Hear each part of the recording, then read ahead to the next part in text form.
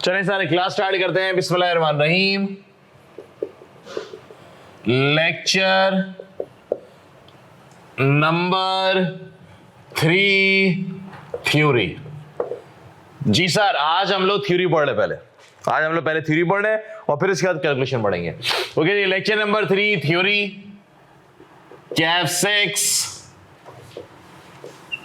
MFA। Topic हमारा चल रहा है स्वॉट एनालिसिस का। हम लोग पढ़ रहे हैं जनाब मार्च 24 अटेम्प्ट के लिए और इंशाल्लाह इसी अटेम्प्ट में हम लोग पास करेंगे। मेरे भाइयों, मैंने आपको एक अदद होमवर्क दिया था। ऑनलाइन वालों, मैंने आप लोगों को एक अदद होमवर्क दिया था। जी सर, कौन कौन सा था? मैंने बोला जनाब आप लोगों ने थोड़ी सी अंग्रेजी लिखनी है, ज्यादा नहीं, थोड़ी सी अंग्रेजी लिखनी है। तो मेरे भाई, सबसे पहले आप लोगों ने इम्तियाज सुपर स्टोर की अंग्रेजी लिखनी थी। हाँ बॉय, लिखी? जवान वाई? अबे कौन सा टाइम? घर पे 10 बजे गया हूँ। क्यों भाई, क्या कर रहा था? काम था ना। अरे यार, क्या बात हुई है? जुनेद भाई, KFC लिखा है और टोटल लिखा है, इम्तियाज नहीं लिखा। ऑनलाइन वालों भाई, ऑनलाइन वालों, मैंने आप लोगों को 4 अदद सवाल दिए थे। Question number 1, Imtiaz super store की स्वॉट एनालिसिस करनी थी, KFC की स्वॉट एनालिसिस करनी थी, टोयोटा की करनी थी और एप्पल इनकॉर्पोरेशन की करनी थी। किसी ने की? रिकॉर्डिंग वालों आप भी? एक जनता रिकॉर्डिंग वाली भी तो होती ना भाई। सर 3 क्वेश्चन किए हैं, क्वेश्चन नंबर 4 रह गया। ये देखो, ये होता भाई का लेवल है। एक बच्चा हमारा सबूत। चले भाई, स्टार्ट करते हैं। जनाब डिस्कस कर लेते हैं, हम लोग डिस्कस कर लेते हैं। लेकिन ये तुम लोगों ने लिखना है यार, ये लिखना है। मैंने इसके सोल्यूशन भी दिए हैं ताकि आपको पता चल जाए कि इम्तिहान में लिखना कैसे। कोई रॉकेट साइंस नहीं है यार, बच्चों वाली चीज है, बच्चों वाली चीज। फ्री फंड के मार्क्स हैं, फ्री फंड के मार्क्स हैं। चले सर, क्वेश्चन नंबर 1 हम लोगों ने कल डिस्कस कर लिया था। थोड़ी सी हम लोग थ्योरी पढ़ते हैं, फिर क्वेश्चन नंबर 2 के ऊपर आता है। थोड़ी सी हम लोग थ्योरी पढ़ लेते हैं और क्वेश्चन नंबर 2 की। जी सर, एक दफा फिर से मुझे बता दो, स्वॉट एनालिसिस किस पे बातें करता है? मेरे भाइयों, स्वॉट एनालिसिस किस पे बातें करता है? तो रट जाना चाहिए भाई। सर स्वॉट एनालिसिस किस पे बातें करता है? स्ट्रेंथ, वीकनेस, अपॉर्चुनिटी और थ्रेट। स्ट्रेंथ और वीकनेस मेरे पास कौन सा होता है मैटर? कंपनी का इंटरनल मैटर, जो कंपनी के कंट्रोल के अंदर होता है, जिसको कंपनी कर सकती है। स्ट्रेंथ का मतलब जनाब जो काम हो चुका है और जिसकी वजह से कंपनी का प्रोडक्ट बिक रहा है, वो कंपनी की स्ट्रेंथ है। वीकनेस का मतलब सर जिसकी वजह से प्रोडक्ट आपका नहीं बिक रहा, वो वीकनेस है। अपॉर्चुनिटी का मतलब वो काम जो अभी कंपनी ने नहीं किया, जो काम उसको दिख रहा है, वो अपॉर्चुनिटी है। और थ्रेट का मतलब जनाब जो कंपनी को एक रिस्क है, थ्रेट है, जिसकी वजह से आपका कारोबार के अंदर मसले आ सकते हैं। ये कौन सा मैटर होता है मेरे पास जनाब? ये मेरे पास एक्सटर्नल मैटर होता है। ऐसा ही है, ऐसा ही है। चले सर, मैंने आपको बोला था भाई कि आपका जो हैंडआउट है, आप लोगों का जो हैंडआउट है, उसका जो पेज नंबर 1 और 2 है, वो आपकी समरी है। वो आप लोग जो है ना एग्जाम के दिनों में उसको एक दफा पढ़ लेंगे। और हम लोग अभी स्टडी टेक्स्ट को पढ़ने के लिए जा रहे हैं। आइए जनाब पेज नंबर 3 पे आइए। सर पेज नंबर 3, हैंडआउट मैंने शेयर किए हुए, हैंडआउट मैंने शेयर किए हुए। जी बॉस, पेज नंबर 3 पर आते हैं। आ रहे भी हैंडआउट है तो ये शेयर कर लो, हैंडआउट भी आ रहा है। जी जनाब, स्वॉट एनालिसिस पढ़ लें सर, जरा किताब से पढ़ लेते हैं। स्टडी टेक्स्ट में क्या अंग्रेजी लिखी है? स्वॉट एनालिसिस इज अ टेक्निक और मॉडल फॉर आइडेंटिफाइंग की factor that might affect business strategy. Business को अंडरलाइन करें जनाब, ये ऑर्गेनाइजेशन के ऊपर बात करता है, किसी प्रोडक्ट के ऊपर बात नहीं करेगा। किसके ऊपर बात करेगा? ये आपकी ऑर्गेनाइजेशन के ऊपर बात करेगा। It is simple but useful technique for analysis of strategic position. Sir ये एक सिंपल टेक्निक है लेकिन एक स्ट्रेटजिकल है। इसके ऊपर कंपनी को काम करके अपनी पोजीशन को अच्छा किया जा सकता है। स्वॉट analysis is an analysis of the strength, weakness, opportunity और थ्रेट। जनाब स्ट्रेंथ क्या होती है कि कंपनी का प्रोडक्ट क्यों बिक रहा है, क्यों लोग उसका प्रोडक्ट खरीद रहे हैं। Strength are the internal strength that come from the resource of the entity. Weakness क्या है? Weakness are internal weakness in the resource of the entity. Opportunities are the factor in the external environment that might exploit it to the entry strategic advantage. Threat क्या मेरे पास? Threat are factor in the external environment that create an adverse risk for the entity's future prospect. Strength and weakness are concerned with the internal capabilities and core competencies of an entity. Threat and opportunities are concerned with factor and development in the environment. In this chapter, the focus is on using SWOT analysis as a technique for identifying strategic opportunity and threat in the business environment and competitive environment. Sir competitive environment का मतलब क्या होता है boss? competitive environment का मतलब क्या होता है सर? वो इंडस्ट्रीज, वो ऑर्गेनाइजेशन, वो चीजें जहां पे आपके बहुत सारे कॉम्पिटिटर काम कर रहे हो, वहां पे SWOT एनालिसिस करने की जरूरत बहुत ज्यादा है। सर रेलवे को SWOT एनालिसिस करने की जरूरत है?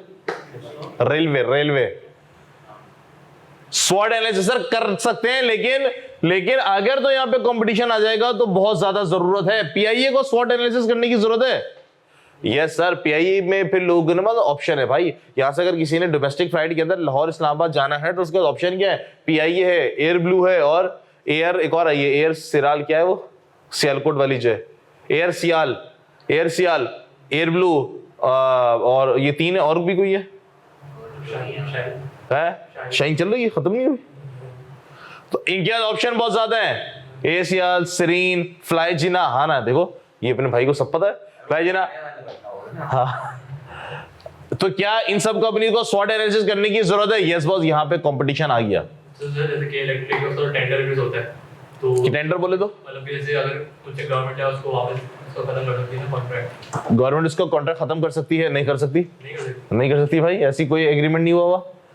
तो यही रहेगी हयात ये रहेगी, अभी बर्दाश्त करें, यही भुगते। लेकिन अगर ऐसे ही होता कि चेंज हो सकता था, तभी से करना होता, तब करना होता। वैसे भी करना होता है। आपको खूब से खूबतर की तलाश में जाना है ना यार, कस्टमर को अच्छी सर्विसेज देनी है, लेकिन कॉम्पिटिटिव एनवायरनमेंट में ज्यादा होता है ताकि आपको कॉम्पिटिटर से एज मिले। क्या रेलवे को SWOT एनालिसिस करने की जरूरत नहीं है क्या? उसी तरह वही ट्रेनें चल रही हैं, अजीब लेट हो रही हैं और हिसाब किताब बुरा है सर, क्या वही रहेगा? नहीं सर, यूएस के अंदर कैसे ट्रेनें चलती हैं, यूरोप के अंदर ऐसे चलती है, क्या वहां पे कंपटीशन है? नहीं सर, वहां पे भी एक आध कंपनीज हैं जो ये चला रही हैं रेलवे, लेकिन क्या वहां की सर्विसेज अच्छी हैं? वहां पे इंसानियत है बेसिकली। सही है, यहाँ पे तो चलो खैर है यार। चले बॉस आगे। आपकी जो मेन कॉम्पिटेंसीज हैं कहाँ पे लिखी हुई है बात, उससे लिंक करवाता हूँ। इन दिस चैप्टर ऊपर वाले में, हाँ, strength and weakness are concerned with the internal capabilities and core competencies of the entity. core competency को अंडरलाइन भी कर लो जनाब कि आपकी कॉम्पिटेंस क्या है, कि आप किस चीज पे काम करते हैं जिसकी वजह से आपका प्रोडक्ट बिक रहा होता है। फॉर एग्जाम्पल जनाब केएनएस के लेक्चर क्यों बिकते हैं? कॉस्टिंग के तलाशात के लेक्चर क्यों बिकते हैं? सवाल है। कॉम्पिटेंसीज ऐसे ही है जनाब। आईफोन 15 क्यों बिक रहा है? वैसे एक फॉल्ट आ गया आईफोन 15 में, वो सुना है बहुत ज्यादा हीटअप हो रहा है। वो कह रहे हैं कि आईफोन को एंड्रॉइड के चार्जर से चार्ज नहीं करो तो हीटअप हो जाएगा, वरना ये बात सुनने में आ रही है नहीं। वो एक मैं वो पढ़ रहा था तो कह रहे हैं आईफोन 15 जो है वो हीटअप की उसमें ना बड़ी वो कंप्लेन आना शुरू हो गया। मैंने कहा अभी तो लॉन्च हुआ यार, क्या कर रहे हैं भाई।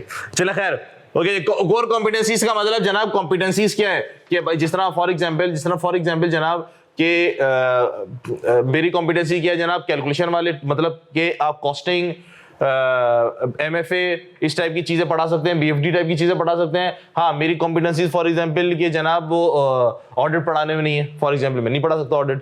ओके, ये कोर कॉम्पिटेंसीज होती हैं। आगे जनाब, सोनी ने एक जमाने में मोबाइल फोन बनाए थे, याद है? सोनी ने एक जमाने में मोबाइल फोन बनाए थे, नहीं चले। सोनी की कॉम्पिटेंसीज किसमें है? कोर कॉम्पिटेंसीज कैमरा बनाने में। एग्री करते हैं? कैनन कोर कॉम्पिटेंसी क्या है जनाब? कैमरा बनाने में। सोनी लेकर आया था मोबाइल फोन वगैरह, नहीं चल पाया, कॉम्पिटेंसीज नहीं थी उसके अंदर वो चीज बनाने की। एग्रीड? आगे जी, identifying opportunities and threat. Identifying opportunities and threat, जनाब आप सबसे पहले आइडेंटिफाई करें अपॉर्चुनिटीज को और थ्रेट्स को। अपॉर्चुनिटीज को आप इनकैश करें, आप वो काम करें, और थ्रेट्स के लिए आप प्रिवेंटिव मेजर्स लें, यानी कि उस थ्रेट से बचने के लिए आप पहले से कोई ना कोई काम करें ताकि अगर वो थ्रेट आए फिर आपको उसके ऊपर ज्यादा इंपैक्ट ना आ पाए अपॉर्चुनिटीज। आगे, if you are asked to apply the SWOT analysis to a case study or scenario in the examination question, part of your analysis will be identification of the opportunities and threat. जी जनाब, हम लोगों ने जो examples की थी इम्तियाज वाली और जो मैंने आप लोगों को 3 होमवर्क दिए थे, आज भी करेंगे हम लोग सर, उसके अंदर आप लोगों को केस स्टडी था, वो केस स्टडी था क्या था वो आप लोगों को पता है केएफसी के अंदर क्या है। एग्जाम के अंदर आपको सिनेरियो बना के देगा, एग्जाम के अंदर वो आपसे ये एक्सपेक्ट नहीं करेगा कि जनाब आपको केएफसी के बारे में पता है, वो आपको केएफसी के बारे में बताएगा अगर केएफसी की केस स्टडी आती है। और एग्जाम्स के अंदर वो किसी ब्रांड का, किसी ऑर्गेनाइजेशन जो स्टिल मार्केट में एग्जिस्ट कर रही होती है उसके ऊपर केस स्टडी नहीं आती, वो केएफसी के नाम से कोई और कंपनी दे देगा। फॉर एग्जांपल वो बना देगा जनाब खान ब्रोस, वो खैर वो भी एक है खान फूड सेंटर, ओके ये हार्ड फूड सेंटर है और उसमें ये सारी चीजें होती हैं, वो पूरी चीजें उसके अंदर अप्लाई कर देगा। एग्रीड। आगे सर दी फॉलो, उसमें से आपने ढूंढना है कि जनाब उस कंपनी की क्या स्ट्रेंथ है, क्या अप्रोच है। खान ब्रोस मिलता है हमारे पास वहां वाटर पंप पे, खाया किसी ने? बस रोड भी बता रहे ना यार, क्या कॉम्पिटेंसी क्या है उसकी, क्यों स्ट्रेंथ क्या है उसकी, स्ट्रेंथ क्या है सर, वो बहुत बड़ा ब्रोस होता है बहुत बड़ा ब्रोस होता है। चले बॉस, अच्छा तो आपको अपॉर्चुनिटीज आइडेंटिफाई करनी है और थ्रेट से बचना है। सर क्या अपॉर्चुनिटीज है इनके पास, फॉर एग्जांपल क्या अपॉर्चुनिटीज है इनके पास? इन्होंने बोला जनाब जगह जगह आउटलेट खोलने, आप पूरा शहर भरा पड़ा है, पूरा पाकिस्तान भरा पड़ा है, जगह जगह आप अपने नाम को, गुडविल को कैश करें ना भाई, वहां इतना रश होता है, एक्सपेंड करें। जावेद निहारी इतनी मशहूर है भाई, जावेद निहारी इतनी मशहूर है, जाहिद निहारी इतनी मशहूर है भाई, एक जगह पे क्यों है? अब तो खैर जावेद ने एक और ब्रांच खोल ली अपनी, हो गई इतना बड़ा कराची है यार, आप सब जगह खोलें, सब जगह खोलें। ये कौन सा यार वो रेस्टोरेंट है अपना, बड़े आउटलेट खोल रहा है ये कबाब जी, बेकार बिल्कुल ना, पता नहीं लोग क्यों खरीदते हैं, लेकिन फिर भी जगह जगह आउटलेट खोल रहा है यार ये। जगह बना ली यार मुझे तो समझ में नहीं आता है कबाब जी वाले, कबाब जी फ्राइड चिकन है अच्छा है, फ्राइड चिकन ने केएफसी की जगह ले ली है। रेड एप्पल जगह जगह नजर आता है भाई ये। आगे हाँ अच्छा नहीं, महंगा ही बहुत है, महंगा ही बहुत है। The following approach is recommended. Opportunities and threat might exist because of the change or possible change in the business environment. They might also exist because of the nature of the competition in the market or the existence of the strategical space. जी जनाब, इसको underline करें आप लोग second line के अंदर कि because of changes और possible change in the business environment. जनाब बिजनेस एनवायरनमेंट के अंदर चेंजेस आती रहती हैं जिसकी वजह से आप पे अपॉर्चुनिटी देती हैं। क्या आज से 20 साल पहले आईटी का सिस्टम था बहुत चिल्लड़ सा था। अभी दुनिया की जो टॉप 10 कंपनीज है बड़ी, as per market capitalization, what is mean by market capitalization? Number of share multiply by market value, जो हम लोग बैक के अंदर पढ़ा, टोटल नंबर ऑफ शेयर जो मार्केट वैल्यू इक्विटी थी उसके हिसाब से सबसे बड़ी जो दुनिया की टॉप 10 कंपनीज है उसमें 6 बड़ी कंपनीज है ना आईटी की हैं। माइक्रोसॉफ्ट आता है उसके अंदर, फेसबुक मेटा आता है, उसके अंदर एप्पल वाली आती है, और उसके अंदर जनाब आपकी नहीं सैमसंग नहीं है उसके अंदर यार, 3 में पढ़ रहा था, कल परसों ही पढ़ रहा था। तो उसके अंदर 6 जो है आईटी की कंपनी है, टेक्नोलॉजिकल कंपनी है। बाकी फिर वो आरामको है, सऊदी अरब की तेल निकालने वाली बाकी कंपनीज भी हैं, लेकिन 6 बड़ी आईटी कंपनी है। सर क्यों? अपॉर्चुनिटी दी हुई इनके पास, जिन्होंने अपॉर्चुनिटी कैश कर ली। अपॉर्चुनिटी कैश, अभी भी आईटी के अंदर बहुत रूम है, अभी भी मार्केट के अंदर आईटी के लड़के अवेलेबल नहीं है, अभी भी शॉर्ट है बंदे, अभी भी शॉर्ट आईटी के बंदे। चले बॉस आगे। To identify opportunities and threat in the business environment you should consider each aspect of the business environment. PESTEL, ये पेस्टल क्या होता है? आपको पेस्टल को आइडेंटिफाई करना पड़ेगा। हमारे पास चैप्टर है, ये पूरा हमने पढ़ना है। पेस्टल बेसिकली एब्रीविएशन है किस चीज का? P for political, economical, social, technological, environment और लीगल। ये हमारे पास एक पूरा चैप्टर है पेस्टल का, ये हमने पढ़ना है और लास्ट टाइम एग्जाम में भी आया है। Analysis provided a useful framework, however where pestle analysis is used to identify significant factor in the environment, SWOT analysis is used to assess these factor and consider how they might create an opportunity or a threat for the entity. Sir for example textile industry के लिए अभी opportunity क्या दिख रही है जनाब? Textile industry के लिए अभी अपॉर्चुनिटी क्या दिख रही है जनाब? टेक्सटाइल इंडस्ट्री के लिए टेक्सटाइल में सबसे बड़ा मसला पता है क्या? टेक्सटाइल के अंदर सबसे बड़ा मसला कॉस्ट का, कॉस्ट पर यूनिट का। इसकी कॉस्ट पर यूनिट ज्यादा होती है। क्यों? अबे भाई मटेरियल की कॉस्ट, भाई लेबर की कॉस्ट, ओवरहेड की कॉस्ट, अबे इतनी सारी कॉस्ट, फिर वो सारी कॉस्ट कहां चलेगी? प्रोडक्ट के अंदर ऐड होती चली जाएगी, कस्टमर उतने पैसे देने को तैयार है कि नहीं है, सबसे बड़ा मसला ये है। सबसे बड़ा मसला यूरोप के अंदर जो है ना वो टेक्सटाइल की फैक्ट्रीज इतनी नहीं है। क्यों नहीं है जनाब? वहां पे कॉस्ट बहुत ज्यादा है, लेबर की कॉस्ट बहुत ज्यादा है। यूएस के अंदर नहीं है, वजह वहां पे लेबर की कॉस्ट बहुत ज्यादा है। वहां के जो भी ब्रांड है वो मैन्युफैक्चरिंग कहां से करवाते हैं जनाब? वो सस्ते मुल्कों से करवाते हैं। उन सस्ते मुल्कों के अंदर कौन कौन है? अभी आजकल जो सबसे इमर्जिंग है जनाब वो बांग्लादेश है। बांग्लादेश है, इंडिया भी है डेफिनेटली, चाइना भी है, बिल्कुल है, लेकिन आजकल सब पूरी दुनिया का फोकस किस पे हुआ है? बांग्लादेश के ऊपर हुआ है। एग्रीड जनाब। तो जो टेक्सटाइल है उनके लिए अपॉर्चुनिटी है। आपको पता है ना पाकिस्तान की अच्छी खासी टेक्सटाइल जो है ना बांग्लादेश मूव कर गई है, वजह वहां पे कॉस्ट कम है। उन्होंने बोला जनाब उन्होंने ऑर्डर पकड़ लिया यूरोप के, उन्होंने एक बहुत बड़ा इम्तियाज के टाइप का, इम्तियाज तो खैर बहुत छोटा है उनके लेवल पे, एक वॉलमार्ट दुनिया का बहुत बड़ा स्टोर है, वहां पे उन्होंने ऑर्डर पकड़ा वॉलमार्ट का। उनको शर्ट्स वगैरह चाहिए थी, टेक्सटाइल वालों ने पकड़ा जनाब। उन्होंने बोला सर हमने ऑर्डर तो पकड़ लिया। उन्होंने बोला जनाब हमें लेट सपोज जो ऑर्डर डिलीवर करना है वो $100 का डिलीवर करना है। एक शर्ट कितनी की उनको डिलीवर करनी है, प्राइस कितनी डिसाइड हुई है? $100। पाकिस्तान से बनाएंगे तो $80 की कॉस्ट आएगी, इंडिया से बनाएंगे तो 50 की आएगी, बांग्लादेश से बनाएंगे तो $20 की कॉस्ट आएगी। तो जनाब वो कहां पे बनवाएगा? बांग्लादेश में बनाएगा। प्रॉफिट मार्जिन पे इंपैक्ट आएगा। फिर प्लस वहां की बिजनेस एनवायरनमेंट है, लेबर वहां पे बहुत सस्ती और चीप मिल जाती है। हमारे यहाँ लेबर के बड़े मसले मसाइल हैं, बांग्लादेश में इतने नहीं है। बांग्लादेश की लेबर बहुत काम करने वाली होती है, मेहनती कम होती है। चले बस आगे। You should then consider the competitive environment. What is the strength of the competition? You should consider the 5 forces model। Underline करें। हमारे पास एक और कॉन्सेप्ट होता है, हमें जो पढ़ना है पोर्टर 5 forces। अगला हम वही पढ़ेंगे बेसिकली, पोर्टर 5 forces, वो भी एग्जाम में आता है। Are any of the 5 forces likely to change in the future?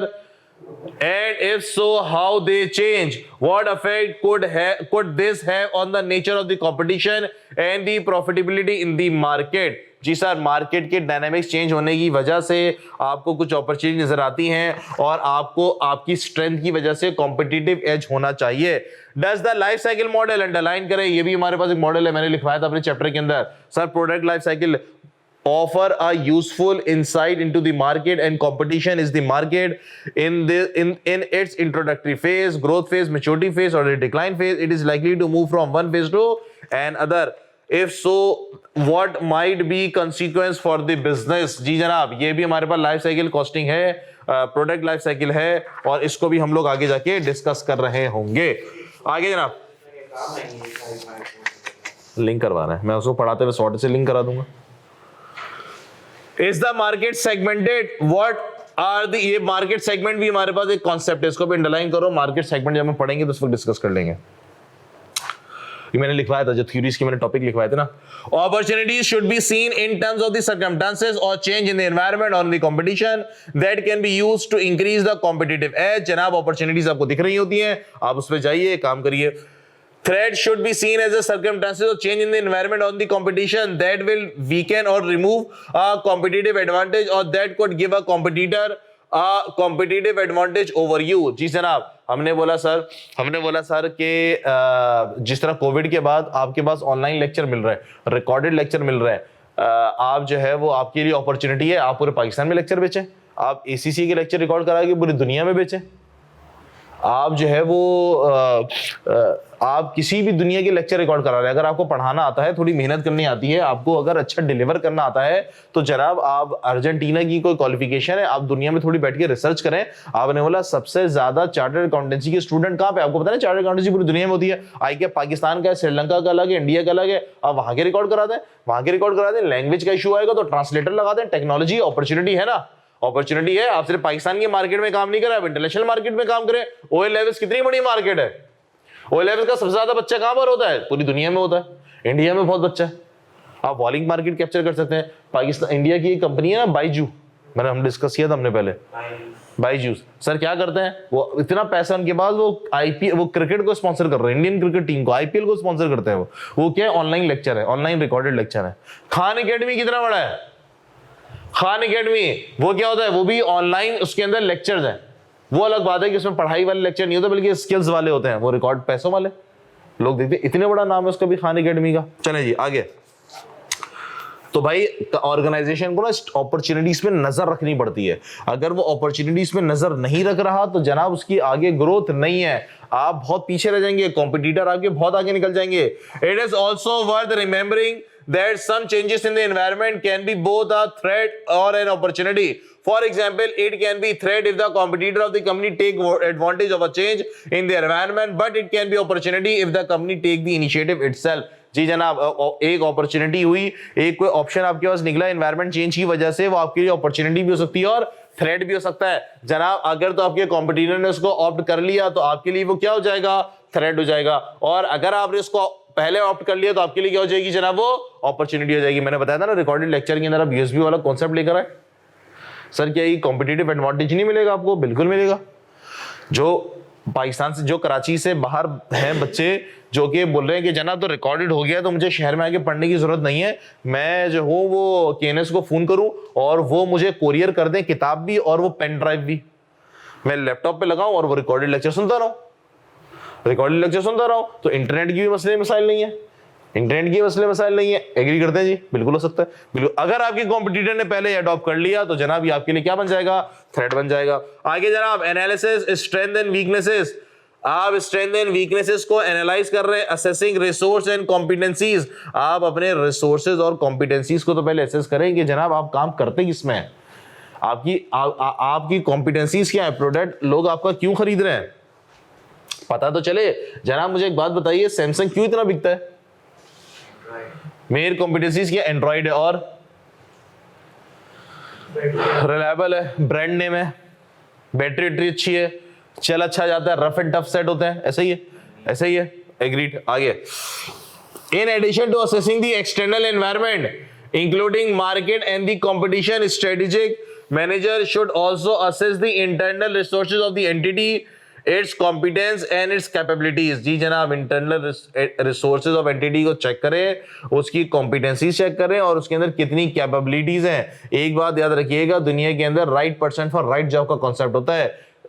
सही जॉब के लिए सही बंदा बहुत जरूरी होता है, ताकि फिर वो कंपनी की स्ट्रेंथ को आइडेंटिफाई करवा रहा होता है कि जनाब ये बात, ये स्ट्रेंथ है इसकी, उस पर फिर काम कर। What are the resources of the entity, which of these resource are unique और special, what value do they provide, what competitive advantage do they provide, will requirement for resource change as a result of change in the business environment, how are the resources used and they use effectively and efficiently, what core competencies does the entity have। जी जनाब, क्या कह दिया जनाब, सबसे पहले तो आप अपनी रिसोर्सेज को पता होना चाहिए, आपके पास रिसोर्सेज हैं क्या क्या, आपके पास रिसोर्सेज हैं क्या क्या, उसमें कौन सी स्पेशल है और कौन सी यूनिक रिसोर्सेज हैं।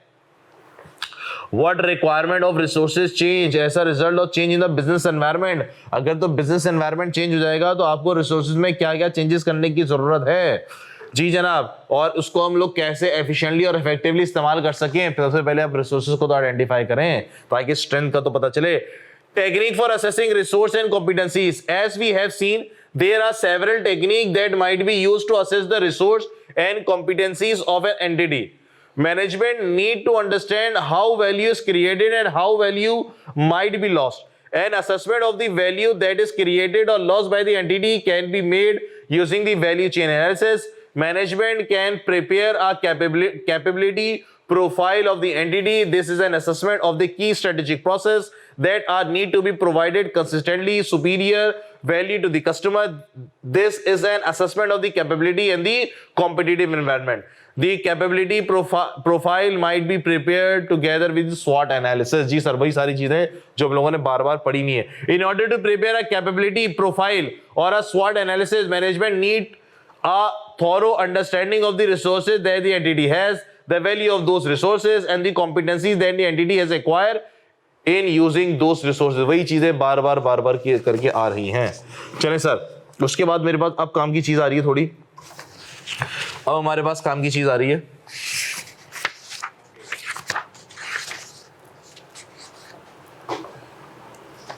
जी जनाब, this can be provided by the resource audit. The resource audit is an initial assessment of the resource of the entity.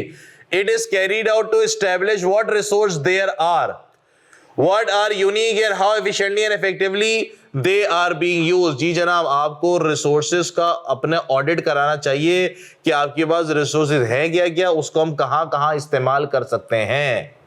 A resource audit should identify all the significant resources that are used by the entity.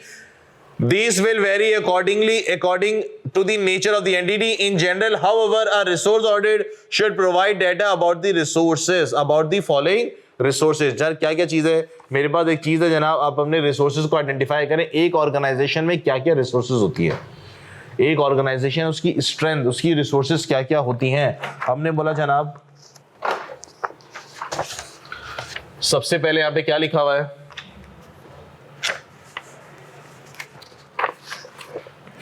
एक organisation की resources के अंदर सबसे important चीज है human resource, उसका staff.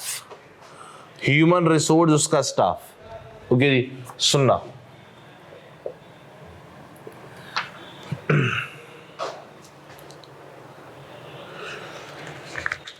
एक resources है, फॉर एग्जांपल एक ऑर्गेनाइजेशन की स्ट्रेंथ के ऊपर बात हो रही है और उसके ऊपर हम बात कर रहे हैं जनाब रिसोर्सेज के अंदर एक ह्यूमन रिसोर्स, स्टाफ आपका, वो आपकी स्ट्रेंथ होती है।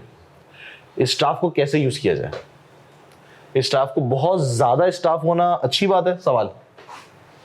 सवाल एक ऑर्गेनाइजेशन के अंदर हायरार्की होती है। कैसे हायरार्की होती है? छोटी पोजीशन से स्टार्ट करते हैं, ट्रेनी, उसके ऊपर एग्जीक्यूटिव ऑफिसर, उसके ऊपर सीनियर एग्जीक्यूटिव ऑफिसर, उसके ऊपर जो है वो असिस्टेंट मैनेजर, फिर मैनेजर, फिर सीनियर मैनेजर, फिर डायरेक्टर, फिर सीएफओ।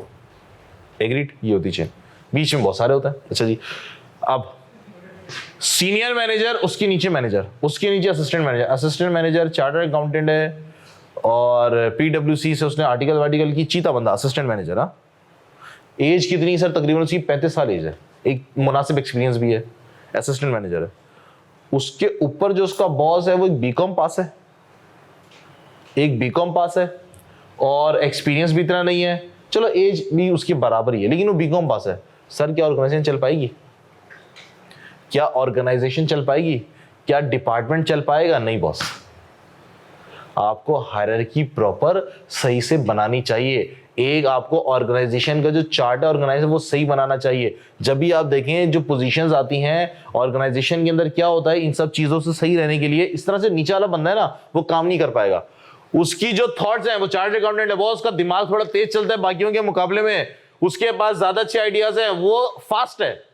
चार्टर्ड अकाउंटेंट फास्ट होता है, वो फास्ट है। उसके ऊपर वाला बंदा सर बीकॉम है, स्लो है। अनलेस अंटिल को रेयर केस आ जाता है, वरना नॉर्मली वो दिमाग नहीं चल रहा होता, मैंने बोला सर ये बंदा तो काम नहीं कर पाएगा। इसका मसला है कि ऊपर वाला उसको बंदा ऊपर भी नहीं आने देगा, उसको नीचे दबा के रखेगा, वो उसके आइडियाज भी ऊपर नहीं आने देगा। सर सफर कौन करेगी? ऑर्गेनाइजेशन सफर करेगी। एग्री करते हैं? जो भी ऑर्गेनाइजेशन, जब भी नौकरी आती है, जो जॉब्स आती है, जॉब्स आती हैं, उसके अंदर क्या लिखा हुआ होता है? उसके अंदर लिखा होता है जनाब ये पोजीशन है, इसके लिए हमें चार्टर्ड अकाउंटेंट चाहिए, या ये क्वालिफिकेशन वाले चाहिए, इतना तजुर्बा होना चाहिए, इतनी एज भी होनी चाहिए। एक आपका ऑर्गेनाइजेशन का स्ट्रक्चर बड़ा जबरदस्त होना चाहिए। एग्री करते हैं? चले सर आगे बढ़ते हैं। Sir human resource, part time and the full time employees, consultant, subcontractor etcetera, size and composition of the workforce. Sir overstaffing नहीं होनी चाहिए। पीआईए का बुरा हाल क्यों हुआ है जनाब? पीआईए का बुरा हाल क्यों है? बहुत सारी वजहों में एक वजह क्या है? ओवर स्टाफिंग है। गवर्नमेंट डिपार्टमेंट के अंदर सर ओवर स्टाफिंग है। एग्री करते हैं? ओवर स्टाफिंग से सर काम नहीं होता, स्टाफ बाकायदा प्रॉपर होने चाहिए। अब ऑर्गेनाइजेशन के अंदर हेड काउंट का मतलब ये होता है आपकी डिपार्टमेंट के अंदर कितने लोग बैठ के काम कर रहे हैं, हेड काउंट जस्टिफाई होने चाहिए, ओवर स्टाफिंग होनी चाहिए। उसके आगे क्या लिखा हुआ है? एफिशिएंसी ऑफ द वर्कफोर्स, जो वर्कफोर्स है उसकी एफिशिएंसी क्या है? फ्लेक्सिबिलिटी ऑफ द वर्कफोर्स है, रेट ऑफ लेबर वेस्टेज या फिर लेबर टर्नओवर, लेबर बार बार छोड़ के जा रही है। इसका मतलब सर ये बातें खराब करी। आपने एक बंदे को ट्रेन किया जनाब, 6 महीने ना एक एम्प्लॉय को ट्रेन करने में लगता है। 6 महीने अब आपने एम्प्लॉय को ट्रेन किया, बोला मैं इससे काम लूंगा, छोड़ के चला गया। बोला ये क्या, जो काम लेने का टाइम है छोड़ के चला गया, ये चीज बोली होती है। जब भी अपॉइंटमेंट जब जॉब की जाती है ना, तो सीवी में पता है क्या देखता है, क्या देखा जाता है? वही देखा जाता है भैया ये बंदा ऑर्गेनाइजेशन में रुकता है। हमने बोला सर ये बंदा जो है ना तकरीबन 3 से 4 साल ऑर्गेनाइजेशन में रुकता है। हमने बोला हमें ऐसे बंदे चाहिए, ज्यादा रुकने वाले बंदे नहीं चाहिए। एक बंदा एक कंपनी के अंदर 15 साल से नौकरी कर रहा था, सर उसको नौकरी नहीं मिलती। एक बंदे एक जगह पे 10 साल से नौकरी कर रहा था, वो जॉब स्विच करना चाह रहा है, उसको नौकरी नहीं मिलती। क्यों?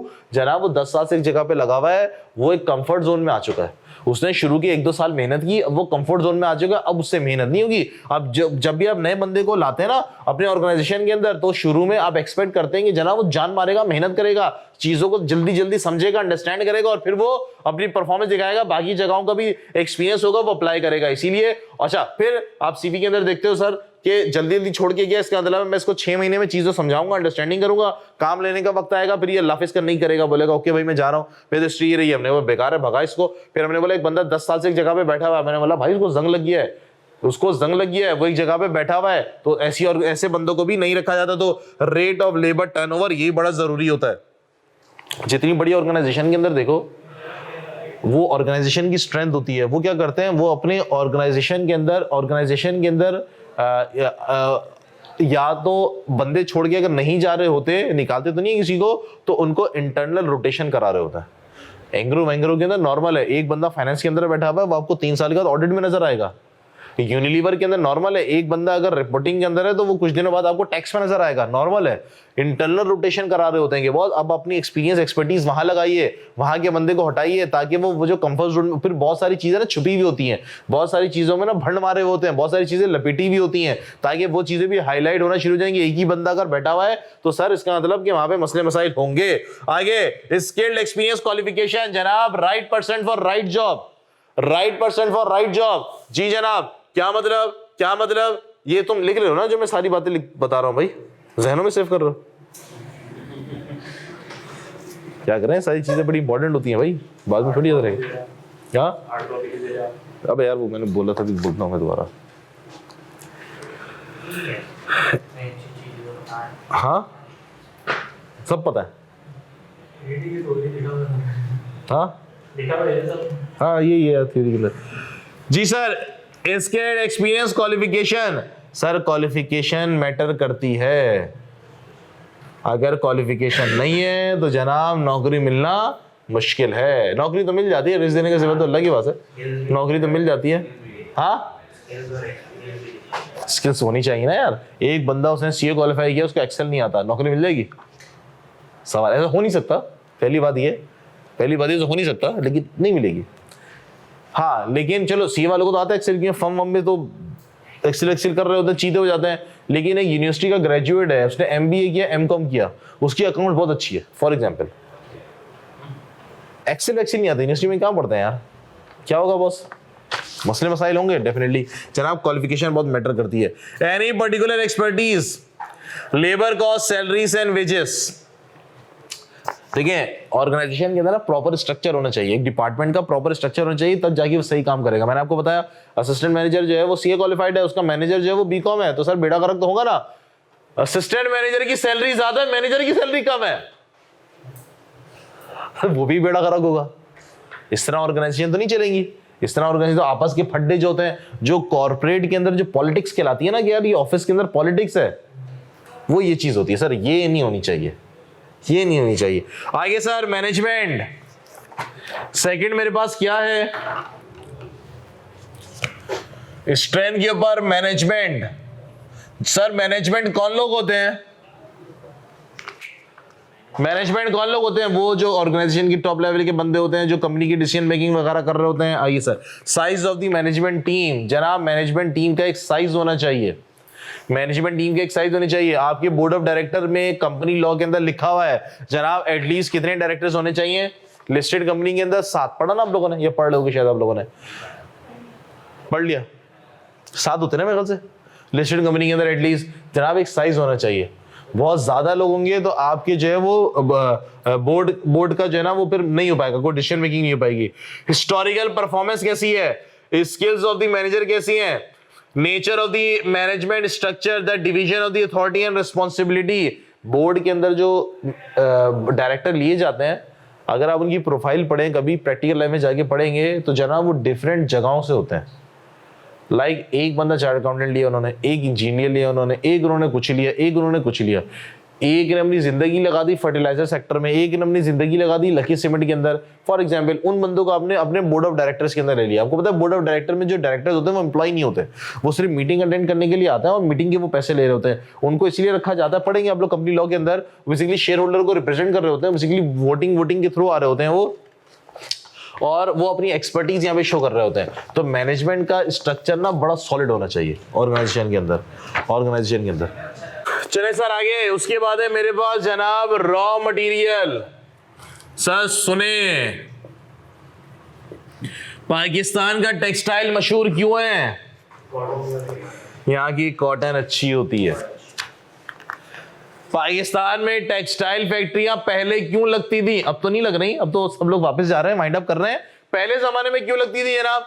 रॉ मटेरियल अच्छा है, रॉ मटेरियल की अवेलेबिलिटी है। एग्री करते हो? यहीं पे पूरे पंजाब में, सिंध में कॉटन हो रही है सर, पूरे सिंध में पंजाब में कॉटन हो रही है, सही अवेलेबिलिटी है। आइए सर देखते हैं cost as percentage of the total cost. पहले जमाने में, अभी तो हमारे यहाँ मटेरियल वगैरह सब महंगा हो गया, लेकिन पुराने जमाने में सस्ता होता था। पुराने जमाने में सस्ता होता था। हमने बोला सर यहाँ पे प्लांट लगाया जाएगा, यहाँ पे प्लांट लगाया जाएगा, क्यों? मटेरियल सस्ता है यहाँ पे। बट हाँ, लेकिन अभी भी जो ना वेजिटेबल और फ्रूट्स पाकिस्तान में सस्ते हैं।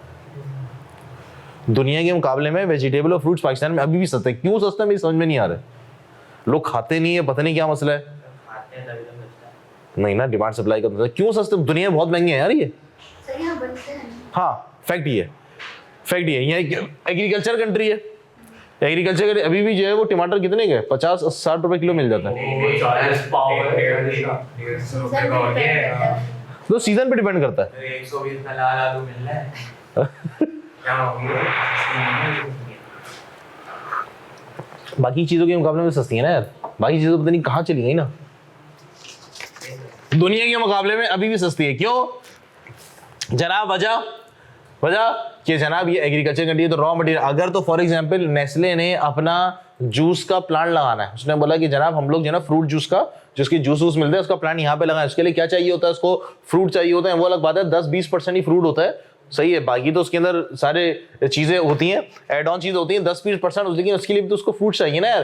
कहाँ पे लेगा? जहाँ पे एग्रीकल्चर कंट्री होगी। तो रॉ मटेरियल ये आपकी ऑर्गेनाइजेशन की स्ट्रेंथ है। आगे जनाब अवेलेबिलिटी होनी चाहिए, future provision, scarcity, wastage rate, alternative material and the alternative source of supply.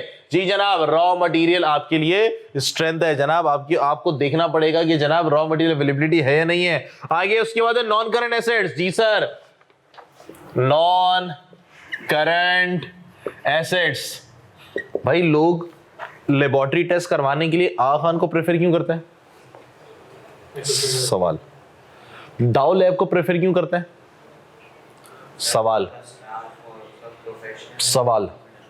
क्यों? उसकी जो इक्विपमेंट्स हैं वो लेटेस्ट है। आखान वगैरह की इक्विपमेंट बोले तो नॉन करंट एसेट्स, इक्विपमेंट बोले तो नॉन करंट एसेट्स, वो कैसे हैं जनाब? लेटेस्ट है। एग्रीड? तो उससे रिजल्ट भी कैसा आता है? एक्यूरेट आ रहा होता है। बाकी जो गली मोहल्ले में जो वो खुली हुई है, अपना जो लेबोरेटरी वगैरह खुली हुई है अजीब अजीब नाम से, जो हमने पहली दफा देखी है, वहां पे डॉक्टर मानते भी नहीं उनकी रिपोर्ट। बोलता है भाई क्या लेकर आ गए, भाई क्या लेकर आ गए? क्यों? पता नहीं एसिड है भी या नहीं है, नहीं पता। हो सकता है कि अंदर एक कंप्यूटर लगा हुआ हो, वो अपनी मर्जी से प्रिंट निकाल के दे रहा हो। कोविड के दौर में हुआ था, नहीं हुआ था? हमारे तो कौम माशाल्लाह ऐसी है, दिमाग ऐसा चलता है इन लोगों का। कोविड के दौर में क्या हुआ था? अब लोगों ने इतने टेस्ट करवाना शुरू कर दिए थे कोविड में कि जनाब रिपोर्ट आती थी 1-1 हफ्ते के बाद। फिर उसको टाइम पीरियड को रिड्यूस किया, फिर भी 2-2, 3 दिन के बाद आती थी। उन्होंने बोला सर इतना वॉल्यूम में काम करते हैं, लेबोरेटरी खोल लेते हैं, बोलते हैं जनाब यहाँ पे कोरोना का टेस्ट हो रहा है, machine equipment non current acid कुछ भी नहीं होगा, बस अंदर कंप्यूटर रख लेंगे, प्रिंट निकाल के देते रहेंगे, लेटर छपा लेते हैं, कुछ भी दे देंगे। भाई क्या लग रहा है देख लिया हमने, इसको खास बात नहीं रहा, सही है नेगेटिव करते, सही खास बात रहा पॉजिटिव करते, कुछ भी करते। भाई कौन पकड़ रहा है यार? कोविड के दौर में तो अजीब चल रहा था। क्या चीज? नेगेटिव ऐसा चल रहा था कोविड के दिनों में। कितने पकड़े हमने स्कैम कोविड के दिनों में? आएगा भी नहीं बंदा, हमने बोला सारों को पॉजिटिव कर दे, अच्छा ही ना, दवाई तो वैसी नहीं है इसकी, क्या करेगा? आइसोलेट, सबको पॉजिटिव कर दे, कार्य खत्म। जितनी रिपोर्ट है सबको पॉजिटिव। जा भाई क्या जा रहा है? बस भाई घर के अंदर क्या है, क्या करे, दवाई भी नहीं है, अच्छा है थोड़ा घर के अंदर बच लेगा, सेव हो लेगा। नॉन करंट एसिड आए जी, what are they, how old are they, कितना पुराने हैं सर? पुरानी लेबोरेटरी के अंदर बहुत पुराने पड़े हुए होते हैं, बेकार है वो भी। What are their expected useful life, उसकी लाइफ कितनी है? What is their current value? इसकी current value कितनी है? What is the amount of sales as per rupees was invested in the non-current asset? Are they technological advanced or out of date? What condition are they in? How well are they repaired and maintained? बात समझ में आ रही है sir? मैंने बोला जनाब कि what are the utilization rate for each group of the non-current asset? एक कंप्यूटर का इंस्टीट्यूट है, पुराने जमाने में कंप्यूटर के इंस्टीट्यूट हुआ करते थे, अब उनका वजूद खत्म हो चुका है, यूट्यूब ने उनकी मार्केट खत्म कर दी है। पहले आपको नजर आते थे एपटेक भरा होता था, रश खचाखच नजर आता था, अरीना मल्टीमीडिया खचाखच रश नजर आता था, और पता नहीं कौन कौन से कंप्यूटर इंस्टीट्यूट हर मोहल्ले के अंदर एक थे। जब हम लोगों ने इंटर किया था तो उस वक्त ये नया नया आईटी का दौर आया था, जब हम लोगों ने इंटर किया था तो उस वक्त नया नया आईटी का दौर आया था। उस वक्त ठीक ठाक जो है ना वो लोग आईटी के अंदर जा रहे थे, जगह जगह और गली मोहल्ले में कंप्यूटर इंस्टीट्यूट खुल गए, लोगों ने ठीक ठाक इन्वेस्टमेंट कर दी और ठीक ठाक उन्होंने कमाया भी। लेकिन कि आज आपको नजर आता है नहीं, यूट्यूब उनकी मार्केट खा गया। यूट्यूब ने बोला भाई सब फ्री, खुद देखते रहो, खुद सीखते रहो। एग्रीड। हमने बोला सर अगर लेट्स सपोज थोड़ी पुराने दौर में चले जाइए, एक कंप्यूटर इंस्टीट्यूट है उसके अंदर अगर पुराने कंप्यूटर रखे हुए हैं तो इसका मतलब उनकी स्ट्रेंथ अच्छी नहीं है। उनकी स्ट्रेंथ होगी ना, उनकी स्ट्रेंथ अच्छी नहीं है। एक पुराने अगर एक जो है वो आईटी कंपनी है, अगर एक आईटी कंपनी अगर उनके पास लेटेस्ट आईटी इक्विपमेंट है, अगर उनके पास लेटेस्ट लैपटॉप वगैरह हैं, अगर उनके पास फास्टेस्ट इंटरनेट है, तो जनाब इसका मतलब उनके नॉन करंट एसेट्स अच्छे हैं। एक गेम बनाने वाली कंपनी है, उनके लिए जो ह्यूमन रिसोर्स है जनाब वो तो इंपॉर्टेंट है, मैनेजमेंट उनकी किस स्ट्रेटेजी का गेम बनाना है वो तो इंपॉर्टेंट है। उनके लिए रॉ मटेरियल क्या होगा, रॉ मटेरियल तो खैर उसमें नहीं होता, सर्विसेज। उनके लिए नॉन करंट एसेट्स क्या होंगे सर? उनके लिए नॉन करंट एसेट्स होंगे कि जनाब उनके पास जो लैपटॉप्स हैं वो उस टाइप का, उनके जो कंप्यूटर है वो क्या उस टाइप का गेम बनाने के लिए कैपेबल है, चले सर आगे। उसके बाद है मेरे पास इंटेंजिबल रिसोर्सेस। इंटेंजिबल रिसोर्सेज में क्या लिखा हुआ है? Are they intellectual right such as the patent right और copyright? Are they valuable brand name? Does the organization have an identifiable goodwill? What is the reputation of the entity with its customer? How well does it known? Is the workforce well motivated? मुझे एक बात बताइए, आप बिरयानी बनानी है, घर वालों ने बिरयानी बनाने के लिए घर वाले बोले जनाब मसाला लेकर आए, कौन सा मसाला लेकर आओगे? हाँ, बिरयानी का नाम शान का। 90% शान चल रहा होता है कराची के अंदर, पंजाब में चल रहा होता है, लेकिन 90% कराची में क्या चल रहा होता है जनाब? शान चल रहा होता है। आप शान का मसाला अगर वो आपको डब्बा हटा के थैली पकड़ा दे, बोले यार डब्बा फट गया, अभी ये थैली है, ले चीज वही है, ले लोगे? है अगर ले भी लोगे तो घर वाले वापस करवाएंगे, बोलेंगे जा भाई वापस जा। ऐसा ही है सर। क्या चीज है इसके पास? Intangible asset, intellectual property, copyright, brand name. डब्बे के ऊपर जो लोगो लगा हुआ है वो है पेप्सी। ये जो लोगो लगा हुआ होता है ना, इस लोगो को चेंज करना ना बहुत बड़ा रिस्क होता है। लोग प्रोडक्ट खरीदना छोड़ देते हैं। अगर ये जो आईफोन है इसको जो सेब आधा कटा हुआ है इसको पूरा सेव कर दो, क्या लोग खरीदेंगे? सर सेल गिर जाएगी, इनकी सेल कम होगी। ये बात फैक्ट है, ये उनकी स्ट्रेंथ होती है। एप्पल का जो मालिक था, क्या नाम था उसका? Steve jobs. जब स्टीव जॉब मर गए ना वो, तो जब वो मर रहे थे तो लोग बोल रहे थे यार एप्पल खत्म ये कंपनी। सर यही बंदा इनको चला रहा था, इंटेंजिबल रिसोर्सेस। लेकिन फर्क नहीं पड़ा, किसी के जीने मरने से कोई फर्क नहीं पड़ता। वो एप्पल और आगे तरक्की कर गई, वो तो पता नहीं कहाँ से कहाँ निकल गई। लोग तो समझ रहे थे कंपनी खत्म, इस बंदे ने बनाया है, लेकिन उससे पता चल गया दुनिया को सर किसी के मरने जीने से कोई फर्क नहीं पड़ता भाई। लोग जो ये समझ रहे होते हैं कि जनाब मैं अगर इस जगह से हटूंगा तो ऑर्गेनाइजेशन तबाह हो जाएगी, गलत सोच रहे हैं भाई। टेम्पररी इंपैक्ट आता है, 1-2 महीने 3 महीने का इंपैक्ट आएगा, फिर दुनिया चलती रहती है। दुनिया कब से चल रही है यार? कई सालों से। चले भाई, उसके बाद है मेरे पास जनाब फाइनेंशियल रिसोर्सेस। भाई अगर आपके पास पैसे नहीं है ना, ऑर्गेनाइजेशन चलाने के लिए भी ना आपको पैसे चाहिए।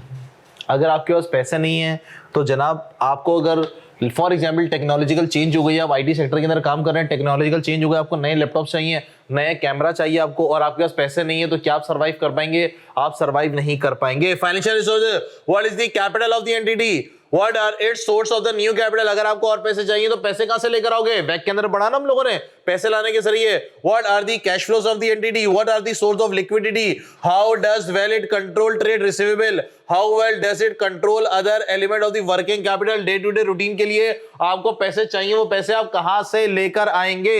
अगला जनाब इंटरनल कंट्रोल, इंटरनल कंट्रोल जनाब, internal control, internal control boss. Internal control क्या होता है? फॉर एग्जाम्पल जनाब इंटरनल कंट्रोल की डेफिनेशन बताऊं। एक एम्प्लॉय ऑफिस के अंदर आ ही नहीं रहा, महीने की तनख्वाह लेके जा रहा है। एक एम्प्लॉय कंपनी के अंदर, एक एम्प्लॉय कंपनी के अंदर आ नहीं रहा, वो तनख्वाह लेके जा रहा है। सर रोकें कैसे इसको? कंट्रोल लगाओ। हमने बोला सर इसको ना थंब इंप्रेशन कर दें, फेस डिटेक्टर कर दें, ताकि उसकी अटेंडेंस कंट्रोल हो सके। क्या ये कंट्रोल कहलाएगा? Internal control. Yes sir, internal control organization के अंदर होना बहुत ज्यादा जरूरी है ताकि कोई ऑर्गेनाइजेशन को मिसलीड ना कर पाए। How well does the entity control the use of its resources, how effective rate its control over the efficient and the effectiveness use of the asset, how effective are its control over the accounting and the financial reporting, how effective are its control over the compliance with regulation, how effective are its risk management system, is the entity organized in a sufficient way. जी जनाब, ये बोल रहे हैं कि आप अपने control को स्ट्रॉन्ग करेंगे तो आप अपनी स्ट्रेंथ को कंट्रोल कर पाएंगे। फॉर एग्जांपल जनाब आपने प्रोडक्ट बनाया, प्रोडक्ट मार्केट में लाके बेचा। इसकी एग्जांपल लें, हमने बोला जान आपको जो पोर्टल है ना वो डिफरेंट लैपटॉप्स के ऊपर खुल रहा है, लेक्चर से लोगे। एक बंदे ने लेक्चर लिया, उसने बोला भाई ये मेरा पोर्टल है, तू अपने पास भी खुल ले, डाउनलोड करके क्या जा रहा है, तू भी कर ले यार। सैटरडे में नहीं पढ़ता, संडे में नहीं पढ़ता, तू पढ़ ले सैटरडे संडे, खत्म बात। इंपैक्ट आएगा केएनएस को। इतनी जो मेहनत कर रहे हो सब तेल, कंट्रोल वीकनेस। तो इसीलिए जो ना लॉक कर दिया जाता है, एक डिवाइस पे एक ही चीज, एक ही जो है वो आईडी खुलेगी। हाँ कर दिए। चलें बॉस, डन। चले सर, अभी क्लास को हम यहीं तक रखते हैं, फिर हम लोग अपना कैलकुलेशन वाला पोर्शन स्टार्ट करते हैं। तो ऑनलाइन वालों अभी क्लास जो है ना वो डिस्कनेक्ट होगी, फिर दोबारा कनेक्ट हो जाएगी, फिर हम लोग अपना वैक जो पढ़ रहे थे वैक डिस्कस करते हैं। ओके भाई, अल्लाह हाफिज।